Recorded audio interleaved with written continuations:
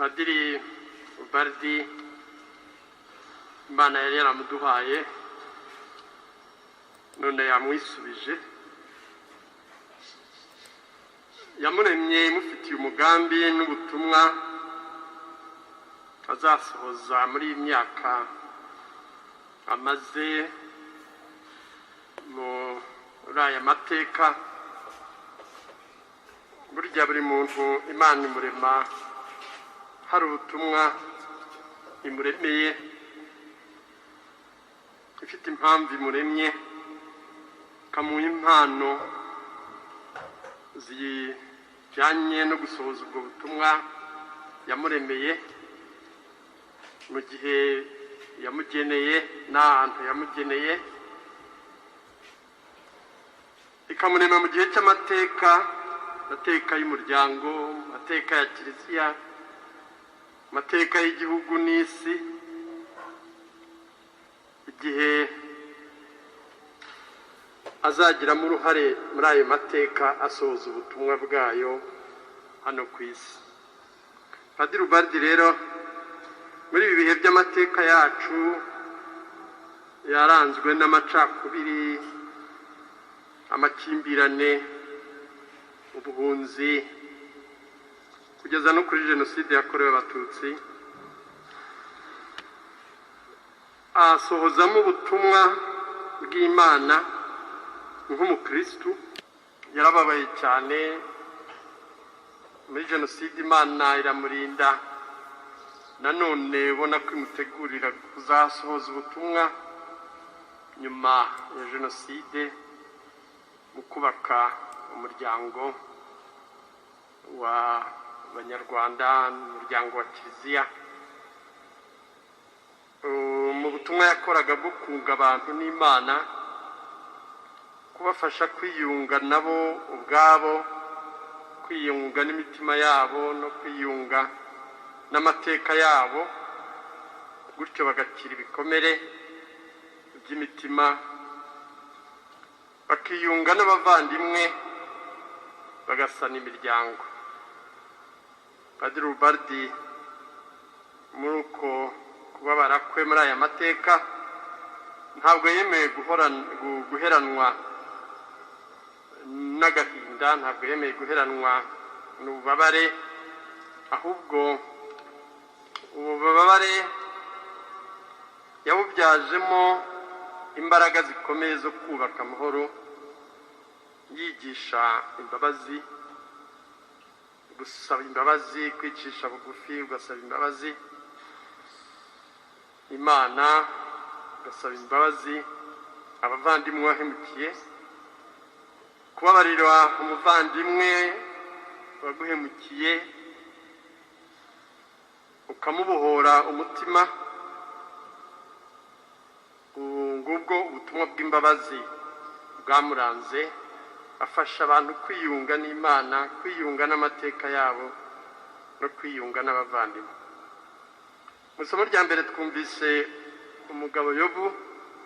Bibiliya tubwira n'umuntu wahuye n'ibigeragezo bikomeye, wababaye cyane, apfusha umuryango we, abana bamushiraho, apfusha amatungo ye yose, arakena, ararwara, abantu bamucikaho bamuha akato, ndetse bakavuga bati ya Mana bavuga kuri inshuti y'Imana byagenze bite? Ibi bishoboka bite kukubaho uri inshuti y'Imana? Hari ibyaha wakoze Imana irimo iraguhana, ni ibintu kenshi dukunze kubona mu byago, umuntu akaba yacika n'intege n'Imana akaba yayitera umugongo. Ariko ibi byose Padiri Ubardi nka Yobu yarabyihanganiye, ntiyahemukira Imana, ayikomeraho. Akagira ati, Yobu akagira ati, biri mu kumbaho simbyumva, icyo nzi ni uko Imana ihari, Imana ndayizeye nubwo ntasobanukiwe n'ibiri mu kumbaho, nzi ko inkunda. Niwe rero ugira ati icyampa ngo amagambo yanjye bayandike ku cyuma cy'umuringa ku buryo atazigera asibangana. Ubuhamya bwanjye bukazabaho iteka uko amasekuruza agenda asimburana n'amasekuruza. Ati jyewe nzi ko uko byagenda kose mfiteho Imana umuvugizi. Nzi ko umuvugizi wanjye ahari, ariho, niwe uzandengera. Padiri Ubaldi nyuma y'ibigeragezo yahuye nabyo y'amateka yacu, muri ibyo byose agahora yizera Imana, yizeye urukundo rw'Imana, ko Imana imukunda kandi ko imurengera,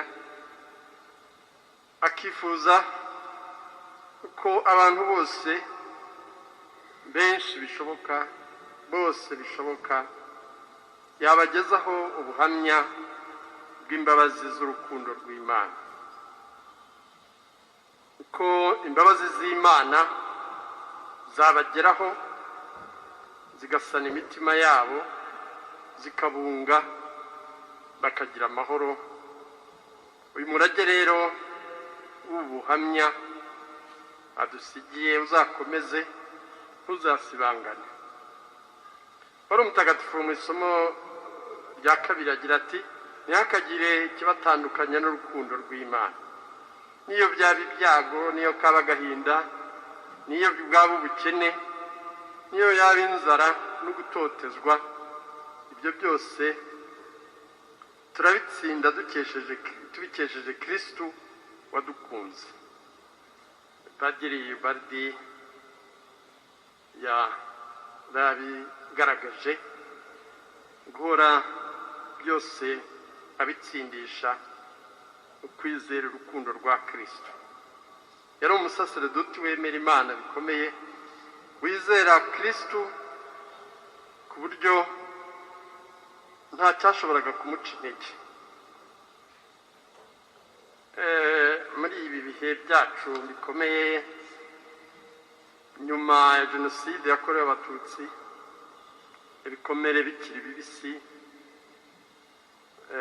gusaba imbabazi, kubwira umuntu gusaba imbabazi, kubwira umuntu kubabarira, ntabwo byari byoroshye, byari ibintu bigoye, kandi yagiye ahura n'abamugora benshi mu butumwa, ariko ntacike intege, kuko yabaga yizeye Kristo, urukundo rwa Kristo akarukomeraho, cyane cyane Yezu muri Ukaristiya.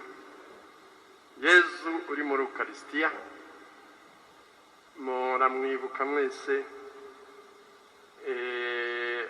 igitambo cy'Ukaristiya yaturaga, amasengesho ye yatwigishaga kandi yatwerekaga kurangamira Yezu muri Ukaristiya, wo mukiza udukiza.